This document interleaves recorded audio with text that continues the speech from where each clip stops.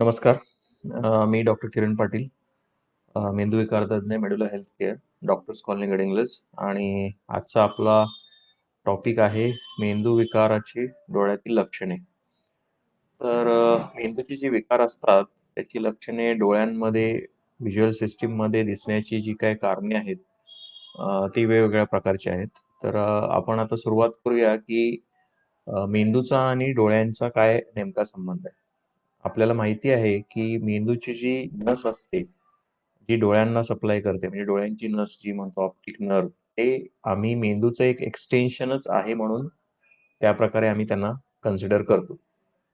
त्यामुळं मेंदूमध्ये जे काही चेंजेस होतात, मेंदूच्या रक्तपुरवठ्याचे जे चेंजेस होतात, ते सगळे आपल्याला डोळ्यांमध्ये दिसू शकतात.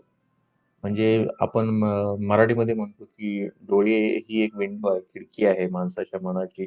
चेहरा जसं म्हणतो, तसं मेंदूची जी काही खिडकी आहे, ती आपण डोळे म्हणू शकतो. डोळ्यांमध्ये आपल्याला जे चेंजेस मेंदूमध्ये दिसतात, होतात, ते सगळे दिसू शकतात. इंटरव्हेन्शन न करता, बाहेरच्या बाहेर आत ऑपरेशन वगैरे किंवा बाकी काही न करता ते दिसू शकतात. तर व्हिज्युअल सिस्टीम म्हणजे दृष्टीची जी यंत्रणा आहे, ती बेसिकली मी 4 टप्प्यांमध्ये तुम्हाला समजावून सांगतो सोपं करण्यासाठी. हे 4 कंपोनंटमध्ये आपण त्याचं विभाजन करूया. तर जी दृष्टी सिस्टीम आहे त्याच्यामध्ये आपले डोळे हा फर्स्ट पार्ट आहे. It is not the entire system. It is just one part out of 4. मग डोळे आहेत ते पहिला पार्ट झाला. त्याच्यानंतर डोळ्यांचे जे स्नायू आपण जे बुबुळे उजवीकडे, डावीकडे, वर, खाली हे जे हलवू शकतो ते एक्स्ट्राऑक्युलर मसल्स असतात. स्नायू असतात ज्यांना डोळे डोळे बुबुळ हलवण्यासाठी ज्यांची गरज असते ते स्नायू. ती सेकंड नंबरची सिस्टीम असते. तिसरी सिस्टीम आपण बघूया ज्याला आपण व्हिज्युअल पाथवेज म्हणतो. म्हणजे जी आपण एखादं टीव्ही बघितली किंवा कुठलंही चित्र बघितलं, काहीही बघितले, त्याची जी इमेज आपल्या रेटिनावर इन्व्हर्टेड तयार होते, आपल्या पटलावर जी तयार होते, तिचं संक्रमण मेंदूच्या सेंटरमध्ये, मेंदूमध्ये डोळ्याचं सेंटर असतं, जिथं फायनल प्रोसेसिंग केली जाते. तिथं पोहोचवण्याची जी मधली जी पाथवे आहे, जो दुवा आहे, त्याला व्हिज्युअल पाथवे असं आपण म्हणतो. शेवटी आहे ती व्हिज्युअल परसेप्शन्स म्हणजे जी इमेज तयार झालेली असते दृष्टीपटलावर, पडद्यावर डोळ्यांच्या, ती त्या पाथवे दुव्यामधून जाते आणि जिथं सेंटर असतं, जिथं फायनल एनालिसिस होतं. म्हणजे फॉर एक्झाम्पल आपले सीसीटीव्ही कॅमेराज वगैरे रस्त्यावर वगैरे बसलेले असतात आणि मग शेवटी ते कंट्रोल रूम असते किंवा वॉर रूम असतं, ज्याच्यामध्ये तिथं ते सिग्नल जाऊन मग तिथं त्याचं फायनल एनालिसिस होतं. ते आहे मेंदूमधील डोळ्यांचं व्हिज्युअल कॉर्टेक्स. तो मेडिकल टर्म आहे. पण मेंदूमधील डोळ्यांचं दृष्टीचं सेंटर असं आपण पकडूया. ज्यावेळी आपण ही 4 विभागांमध्ये त्याची विभागणी केली, हे समजण्यासाठी. आता दृष्टीचे प्रॉब्लेम असे कोणकोणते आहेत, अशी लक्षणं डोळ्यांची कोणकोणती आहेत, ज्याचं डायरेक्ट मेंदूशी कनेक्शन असू शकतं. तर सगळ्यात पहिल्यांदा म्हणजे व्हिज्युअल ॲक्युइटी म्हणजे आपल्याला जे दिसतं आपण डोळ्यांच्या डॉक्टरांच्याकडे गेल्यानंतर स्नेल चार्ट असतो, तो वरून खाली मोठे, छोटी अक्षरे होत जातात. तर त्याच्यावरून दृष्टी ठरते. तर ती ॲक्युइटी म्हणजे ॲक्युरसी किती आहे? आपण एखादा शब्द वाचायला आपल्याला दिला, तर तो किती स्पष्ट दिसतो किंवा किती अस्पष्ट दिसतो. ही ॲक्युरसी आहे ती पहिली गोष्ट. जर त्यांना अस्पष्ट किंवा ब्लर व्हिजन असेल, तर ते मेंदूच्या कारणास्तव सुद्धा असू शकतं. पहिल्यांदा डोळ्यांची कारणं जी डोळ्यांचे डॉक्टर्स रूल आउट करतात आणि त्यानंतर ते मेंदूच्या कारणास्तव असेल, तर ते मेंदू तज्ञांकडे ते रेफर करतात. तर फर्स्ट व्हिज्युअल ॲक्युइटी म्हणजे तुम्हाला अस्पष्ट दिसायला लागलं. दुसरं तुमचं कलर व्हिजन. आपल्याला जे रंग दिसतात, ते रंग जर कलर व्हिजनमध्ये जर प्रॉब्लेम यायला लागला, कॉन्ट्रास्टमध्ये प्रॉब्लेम यायला लागला, हे मेंदूची जी डोळ्याची नस आहे, जे मेंदूचं एक्सटेन्शन आहे, ते डोळ्यांच्या नसेवर परिणाम झाल्याची लक्षणे असू शकतात. त्यामुळे लॉस ऑफ व्हिज्युअल ॲक्युइटी म्हणजे तुम्हाला अस्पष्ट दिसायला लागणे, कलर दिसायचे थोडेफार कमी होणे, कॉन्ट्रास्ट कमी होणे. हे सगळं डोळ्यांच्या नसेमुळे होऊ शकतं, जे मेंदूचं एक्सटेन्शन आहे. त्याच्यानंतर आपण दुसऱ्या सिस्टममध्ये येऊया. मी सांगितलं 4 पार्ट. पहिली पार्ट आहे ती डोळे. त्याच्यामध्ये काही जरी फरक पडला तर व्हिज्युअल ॲक्युइटी म्हणजे ॲक्युरसी एकदम स्पष्टता जाते, ब्लर दिसायला लागतं. त्याच्यानंतर आपण दुसऱ्या पार्टला येऊया, जे डोळ्यांचे बुबुळांचे मसल्स आहेत. एक्स्ट्रा ऑक्युलर आपले 6 मसल्स आहेत, जे आपल्याला डोळे आपण उजवीकडं, डावीकडं, वर, खाली हे जे हलवू शकतो, त्या मसल्समुळे हलवू शकतो. आणि ते मसल्स दोन्ही डोळ्यांचे व्यवस्थित काम करायला पाहिजे. त्यातलेही मसल्स एखाद्या साइडचे जरी वीक झाले किंवा दोन्ही साइडचे जरी वीक झाले, तरी जी इमेज येते दोन डोळ्यांमधून ती पर्सीव्ह होते, ती एका पॉइंटवर पडायला पाहिजे. ती पडत नसून 2 वेगवेगळ्या पॉइंटवर पडते, म्हणून आपल्याला डबल व्हिजन, 2-2 दिसणे. बेसिकली ज्यावेळी 2-2 दिसायला लागतं तो मोस्ट ऑफ द टाईम्स हा मेंदूचा प्रॉब्लेम. ते साधं अगदी घरच्या घरी सुद्धा पेशंट तुम्ही लोकं बघू शकता, की मला हे डबल-डबल दिसतं, हे मेंदूच्या कारणास्तव असू शकतं, की डोळ्याच्या कारणास्तव असू शकतं. जर डबल-डबल दिसणे हे ज्यावेळी तुम्ही दोन्ही डोळे उघडून बघता आणि त्यावेळी जर डबल-डबल दिसत असेल, तर ते मेंदूच्या कारणास्तव एक्स्ट्राऑक्युलर मसल्सच्या वीकनेसमुळं असू शकतं. आणि फक्त ज्यावेळी एक डोळा बंद करून उजव्या डोळ्यानं पाहिल्यावर डबल-डबल दिसतं, तर ते डोळ्यांच्या कारणास्तव असतं. ही साधी तुम्ही टेस्ट केली. आता तुम्हाला डबल-डबल दिसायला सुरुवात झाली. फक्त तुम्ही बघायचं एक डोळा बंद करून एक एक डोळा उघडून बघितल्यावर, मग हा बंद करून हा उघडून बघितला. म्हणजे एका डोळ्यानं पाहता जर डबल दिसत असेल, तर ते त्याचं कारण डोळ्यांचे विकार आहेत. मात्र ज्यावेळी डोळे दोन्ही उघडून तुम्ही पाहता आणि त्यावेळी तुम्हाला डबल दिसते, जे जे जे जे त्या साइडला व्हॉटएव्हर, उजव्या साइडला, डाव्या साइडला, वर किंवा खाली कधीही जे तुम्हाला डबल-डबल दिसते, ज्यावेळी दोन्ही डोळे उघडे असतात. दोन्ही डोळे उघडे असताना जर तुम्हाला ते डबल-डबल दिसायला लागलं, तर त्याचं कारण मोस्ट ऑफ द टाईम्स 99% हे न्यूरोलॉजिकल असतं. मेंदूमध्येच त्याचा फॉल्ट असतो. हे झालं डबल व्हिजन किंवा डिप्लोपिया जे आम्ही म्हणतो. त्यामुळं ज्यावेळी डबल व्हिजन दिसतं त्यावेळी पेशंट थोडी मान वाकडी करतो. जे स्नायू त्याचे वीक आहेत ज्या साइडचे ते ॲडजस्ट करण्यासाठी तिरकी मान होऊ शकते.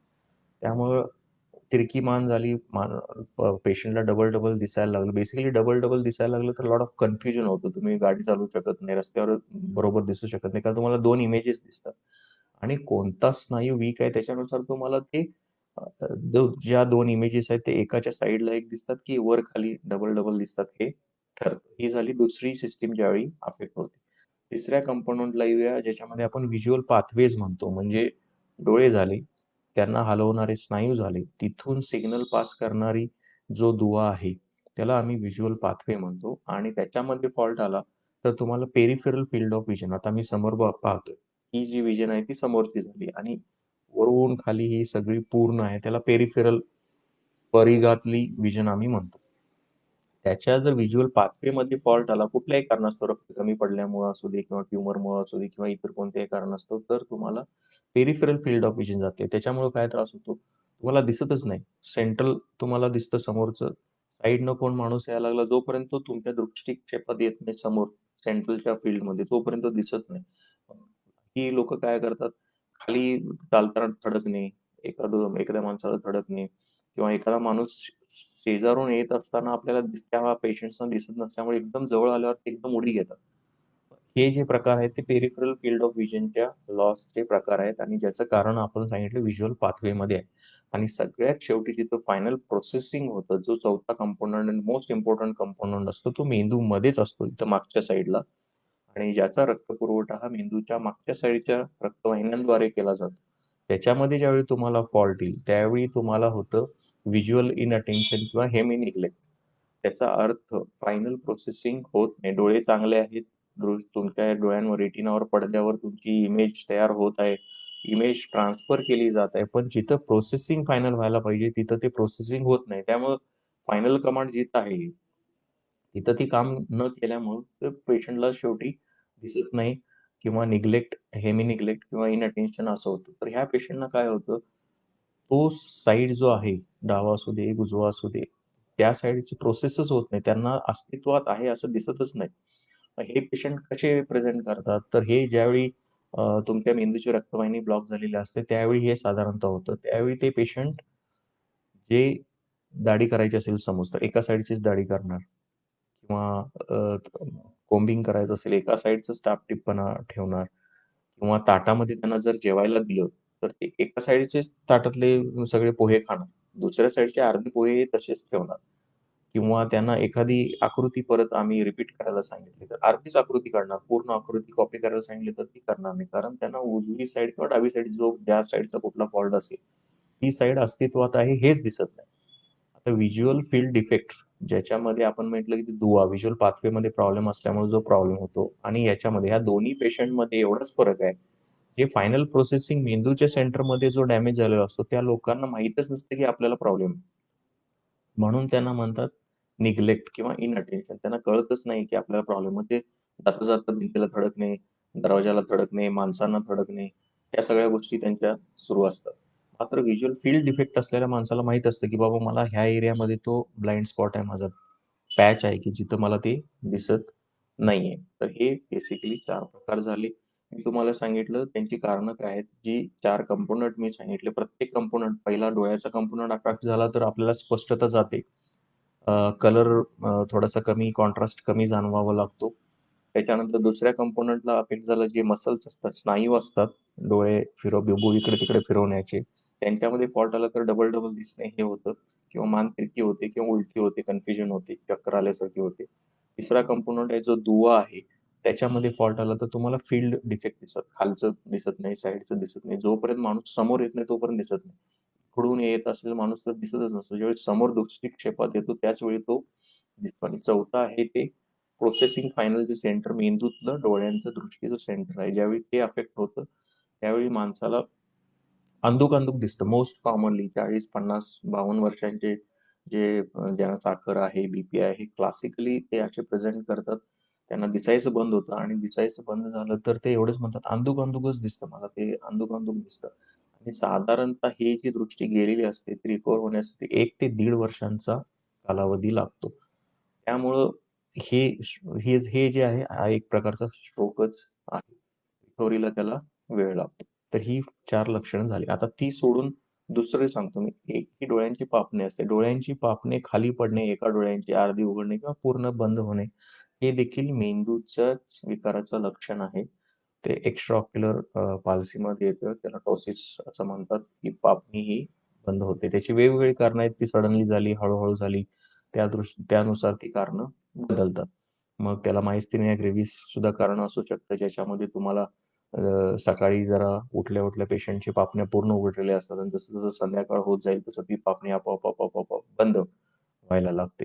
तर ह्या कारणामध्ये तुम्हाला लवकरात लवकर मेंदूविकार तज्ञांकडे जाण्याची गरज आहे किंवा एखाद्या मेंदूमध्ये ट्यूमर असेल तरी सुद्धा ती पापणी बंद होऊ शकते. रक्ताची फुगवटा अॅन्युरिझम असेल तरी सुद्धा तो प्रॉब्लेम येऊ शकतो.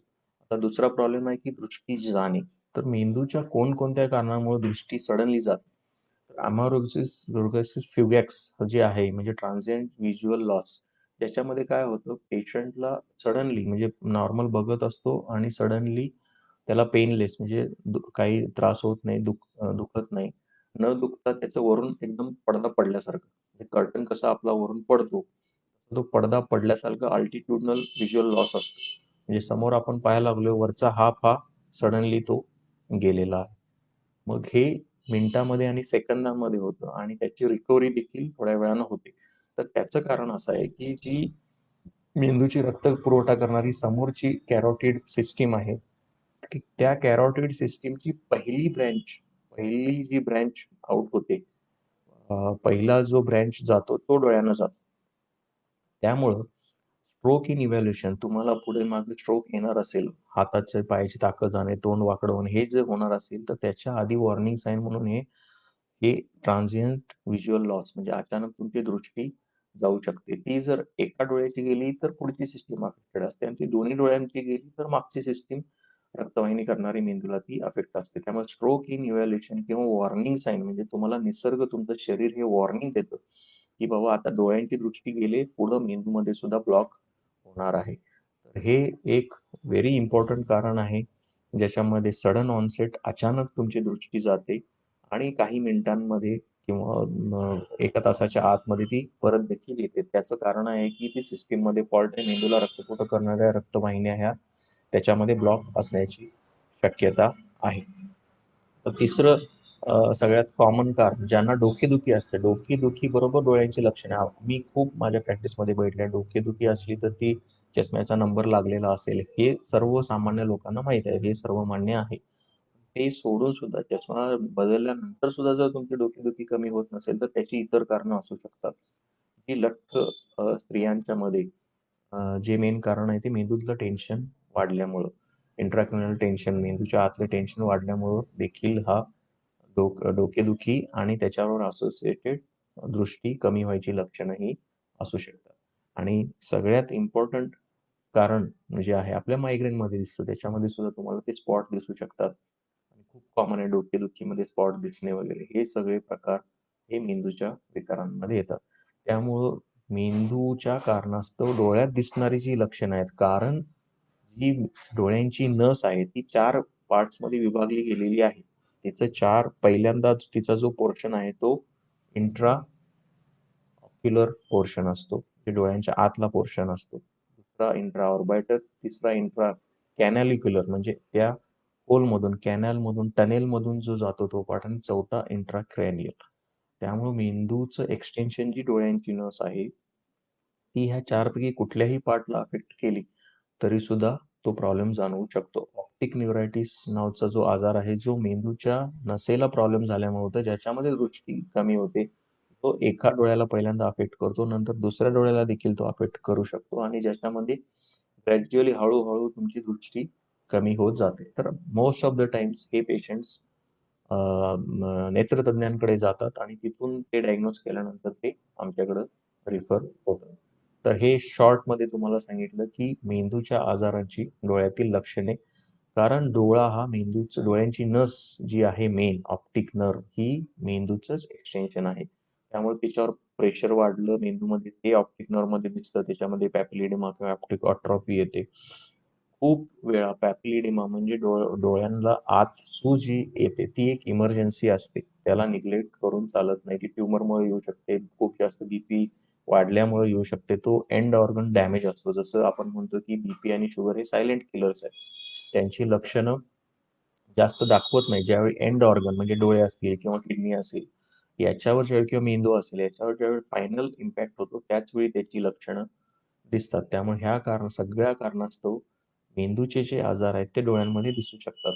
4 गोष्टी लक्षात ठेवायच्या. दृष्टी कमी होणे, सडनली दृष्टी जाणे, पापणी पडणे, डबल व्हिजन 2-2 दिसणे, पेरिफेरल फील्ड ऑफ व्हिजन म्हणजे बाहेरच्या साइडने येणारे वगैरे दिसायचं कमी होणे आणि सगळ्यात फायनल म्हणजे प्रोसेसिंग गेलं, तर अंधूक दिसणे. ही लक्षणं जर असतील, तर तुम्ही नेत्रतज्ञांबरोबर मेंदू विकार तज्ञांकडे देखील भेट देणं हे गरजेचं आहे. Thank you for your kind listening. आजचा भाग समाप्त झाला. नमस्कार.